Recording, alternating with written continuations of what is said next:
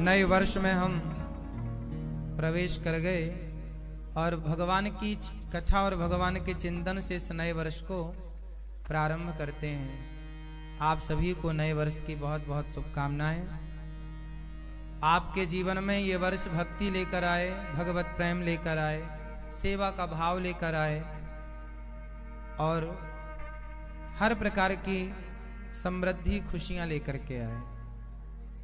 हमारा देश, पूरा विश्व आगे की तरफ बढ़े, ऊंचाइयों को छुए और समाज की दीन दुखियों की सेवा हम सब करें। सबके अंदर दया का भाव हो, करुणा हो, प्रेम हो, भक्ति हो। तो जब आप भागवत सुनते हैं ना, तो आपके जीवन में एक बदलाव होता है। जैसे जब स्त्री गर्भवती होती है ना, तब उस स्त्री के अंदर बदलाव आने स्टार्ट हो जाते हैं। शारीरिक बदलाव भी और मानसिक बदलाव भी। हाँ या ना? जैसे जब कोई लड़की, कोई स्त्री मां बनती है तो उसके मानसिक और शारीरिक बदलाव होने स्टार्ट हो जाते हैं। उसका स्वभाव बदलने लग जाता है, उसकी जिम्मेदारियां बदलने लग जाती हैं, बढ़ने लग जाती हैं, सावधानियां वो बढ़ाने लग जाती हैं। उसी तरह जब आप भागवत श्रवण करते हैं तो आपके जीवन में भी मानसिक और शारीरिक बदलाव आने लग जाते हैं। शारीरिक शुद्धियां इत्यादि ये बदलाव, मानसिक विचारों की शुद्धि होने लग जाती है। पहले बात बात में गुस्सा आता था, कथा सुनना स्टार्ट किया तो गुस्सा बात बात पर नहीं आता। पहले दुखी रहते थे, जब से कथा स्टार्ट करी सुननी तब से हम अब दुखी भी नहीं रहते, प्रसन्न भी रह लेते हैं। पहले हम मांस खाते थे, अंडा, मुर्गी, मछली, भागवत सुनने के पहले लोग बताते हैं कि हम खाते थे। अब भागवत सुनने के बाद लोगों ने बताया कि अब हम मांस इत्यादि का सेवन नहीं करते। तो लोग बताते हैं कि हमारे जीवन में बदलाव बहुत आते हैं। पहले शराब पीते थे, अब शराब छोड़ दी। पहले पति पत्नी का झगड़ा ज्यादा था, अब झगड़ा नहीं होता। ये बदलाव केवल कथा से। तो जैसे स्त्री के अंदर बदलाव होते हैं गर्भावस्था में, उसी तरह जब भगवान आपके हृदय में प्रवेश करते हैं कथा से, तो आपके जीवन में भी एक नए नए बदलाव देखने को मिलते हैं। जो कथा से जुड़ा है ना, वो बहुत सुखी है। कथा आपको ना बांधे रखती है, कथा भटकने नहीं देती। कथा सुनने वाला भक्त जब कोई भी गलत काम करता है ना, तो एक बार वो हट जाता है, नहीं जी ये गलत है। जो नहीं सुनता, नहीं सत्संग करता, जिसे ज्ञान नहीं है, वो गलत काम धड़ल्ले से करता है। क्योंकि कथा की जो नींद है ना, वो भी समाधि है। कथा में कोई सो जाए तो वो नींद भी क्या है? समाधि है। कथा सुनने से ना एक हल्कापन लगता है, शांति शांति आनंद का सा अनुभव होता है। इसलिए जिसको शांति चाहिए ना, वो केवल सत्संग करे। जिसको आनंद चाहिए वो केवल सत्संग करे। आपको क्या चाहिए? सुख चाहिए कि दुख चाहिए? ना, आज मैं आपको सुख दुख से भी आगे ले जा सकता हूं। यदि आपने सुख की डिमांड की, सुख की कामना की, तो सुख के पीछे दुख जरूर आएगा। क्योंकि आपको दिन चाहिए तो रात अपने आप आ जाएगी। उसी तरह सुख चाहिए तो दुख अपने आप आएगा। सुख की चाह है तो दुख जरूर आएगा। आपको दिल्ली जाना है तो दिल्ली पहुंचना है, तो दिल्ली के पहले जितने स्टेशन हैं वो आएंगे ही आएंगे। उनके बिना आपको दिल्ली स्टेशन प्राप्त नहीं हो सकता।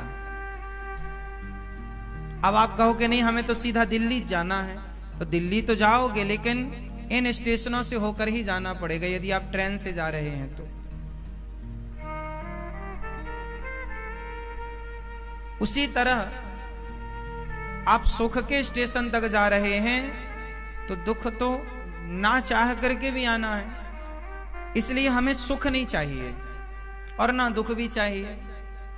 इसलिए सुख दुख के चक्कर में क्यों पिसना, चलो आनंद की ओर चलते हैं। इसलिए भागवत जी कहां ले जाती हैं?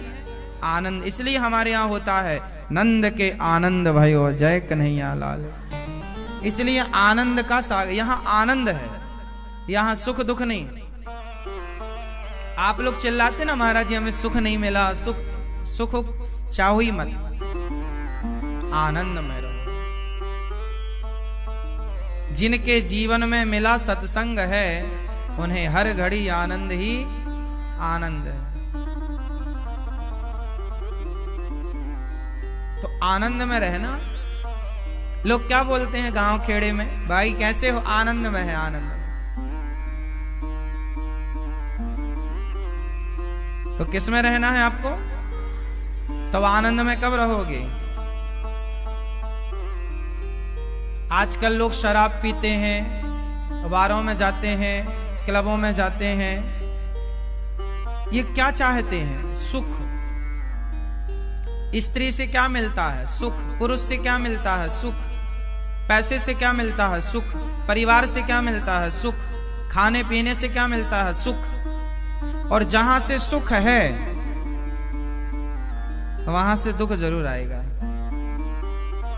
आपकी पत्नी यदि आपको सुख देती है तो जिस दिन वो कहेगी कि मैं मायके चली जाऊंगी, तुम देखती रही हो, तो जितना सुख देती थी उतना दुख भी देगी। आपका पति आपको बहुत सुख देता है, पर जिस दिन पति आपको टाटा बाय बाय कह के चला जाएगा, क्योंकि जाना तो सबको है, जिस दिन चला जाएगा तो आप अकेले रह जाएंगे, तो फिर आपको रोना पड़ेगा, दुख भी मिलेगा। जिस पति के मिलन में सुख था उस पति के बिछड़ने में दुख भी तो है। जिस स्त्री के मिलन में सुख था उस स्त्री के बिछड़ने में दुख भी तो है। जिस पुत्र के मिलन में सुख था उस पुत्र के बिछड़ने में दुख भी तो है। हाँ या ना? तो संसार सुख दुख से ही तो भरा है। हाँ या ना? जहां से सुख है, संसार का सुख क्षणिक है।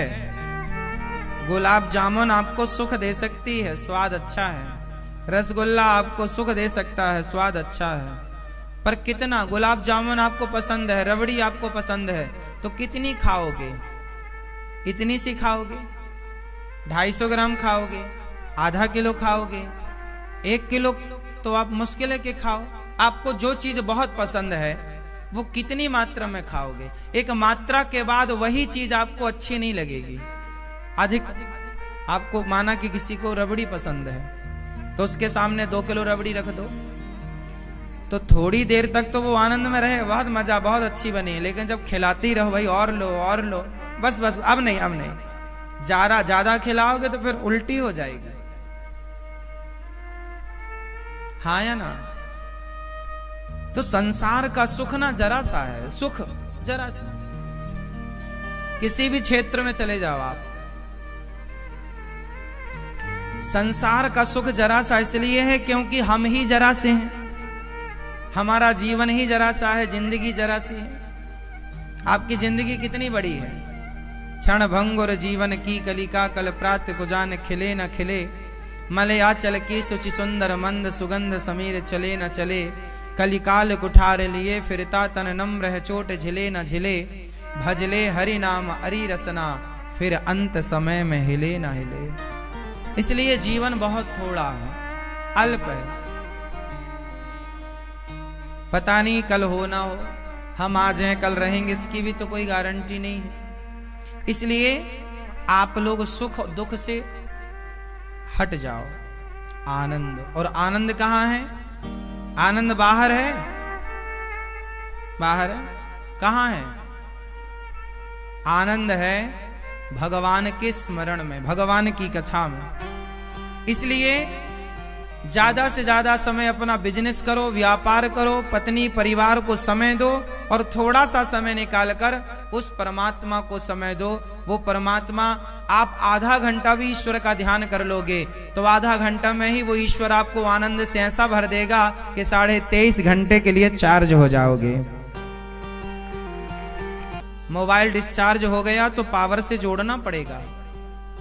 तो पावर है जो आनंद का, वो ईश्वर है, इसलिए जुड़े रहो। आनंद चाहते हो तो, वरना फिर रोते रहो सारी जिंदगी, सुख के नाम का रुदन करते रहो। महाराज जी हमें तो सुख नहीं मिला। एक मैया बोली, महाराज जी हमारे 60 साल हो गए शादी के, 4 बच्चे हो गए, पर हमारे पति ने हमें जरा भी सुख नहीं दिया। हर स्त्री हर पुरुष किसके लिए रो रहा है? सुख के लिए। छोटा छोटा बच्चा, छोटे बच्चे काहे के लिए रो रहे हैं? टॉफी के लिए, खिलौनों के लिए, क्योंकि इनमें उन्हें सुख दिखाई पड़ता है। सारी दुनिया रो रही है साहब, किसके लिए? सुख के लिए। हर आदमी को सुख चाहिए। लोग 2 शादियां क्यों कर रहे हैं? 3 शादियां क्यों कर रहे हैं? स्त्रियां अपने पति छोड़ करके दूसरे, स्त्रियां मतलब कुछ स्त्रियां अपने पतियों को छोड़ के दूसरे पर पुरुष के पास जा रही हैं। काहे को जा रही हैं? लोग वैश्याओं के घर काहे के लिए जा रहे हैं?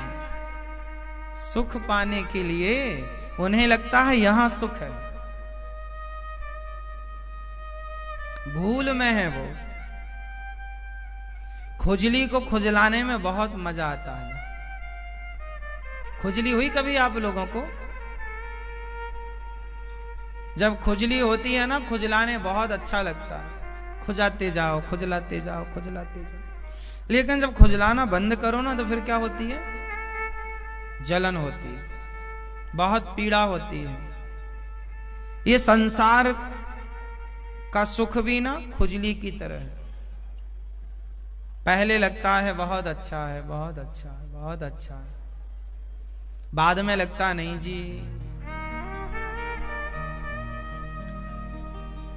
आप तो ऑलरेडी अच्छे थे, फिर आपको ना और अच्छा होने का चक्कर आया तो आप सुख की तरफ भागे, पर वहां जाके देखा अरे सुख तो है ही नहीं।